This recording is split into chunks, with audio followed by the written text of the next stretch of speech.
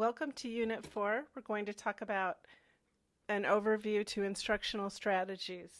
For our objectives, we're going to talk about 5 different types of instructional strategies, which we call interventions.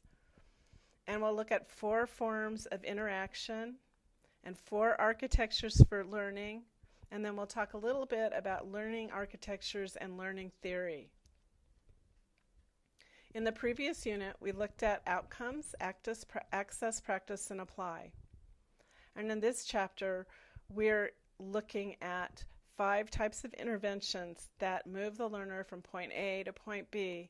So we're looking at variable C, and we're looking at what do we do to make access, practice, and apply happen. There are actually 5 types of interventions that instructional designers create. One is information, and basically information is just books, websites, images. Information can also come from other people, other students. Job aids. And job aids are called just-in-time information. So like when you're at the gas station, you see the instructions to operate the pump right on the gas pump. So performance tools are a type of intervention, and they are technology that helps us perform a task. And here you see icons for a number of apps or applications available for iPad and iPods. We also design traditional instruction for near transfer situations. That is, the instruction is given very close to the time it will be used. And then the last type of intervention, education, is for far transfer goals.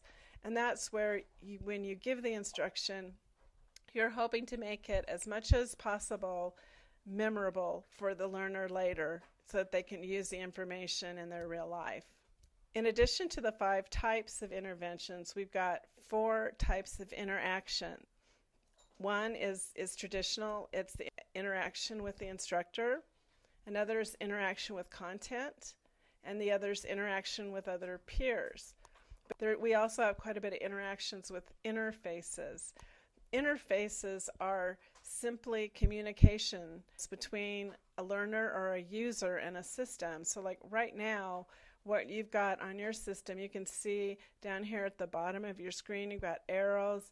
Those are all cues that are telling you what to do now, what to do next. And probably the most exciting part of all of this is the 4 different architectures that we will focus on in this class.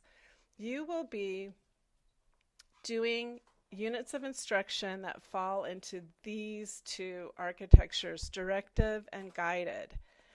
And what I really want you to focus on are just these 2 columns. And we're going to think in terms of low order skills such as reading and accessing information, and higher order skills such as generating, applying, and writing.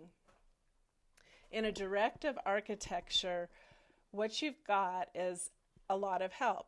The environment includes direction. There's lots of feedback. The feedback is corrective and it's frequent. So there's lots of feedback to the learner on how they're doing. The access, practice, apply strategy applies here as it applies in all of these strategies.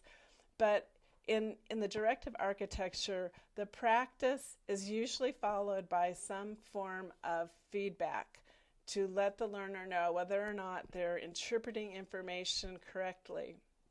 The guided discovery environment is characterized by problems that the learner needs to solve, and they are given guidance. So that's why it's called guided discovery. Pure discovery, which is up here and it's considered exploratory, doesn't really have much guidance. It's just that you put the learner in the world and then you hope that their interactions are good enough that they will actually learn on their own. But guided discovery is much more planned and designed. So in this class, you're going to do either directive or guided discovery. Exploratory it means the learner pretty much learns by exploring. And the receptive architecture is very much based on whatever the learner can access and what they will interpret. But there's really no feedback. We don't really know what they're interpreting. So you can quickly read over these review items, and that's the end of this lesson.